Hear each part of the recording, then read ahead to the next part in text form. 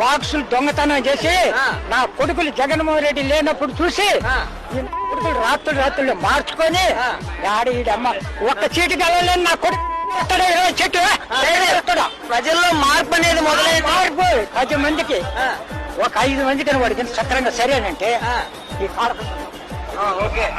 జగన్మోహన్ రెడ్డి గారిని నెక్స్ట్ మళ్ళీ జైలుకు పంపిస్తారంట.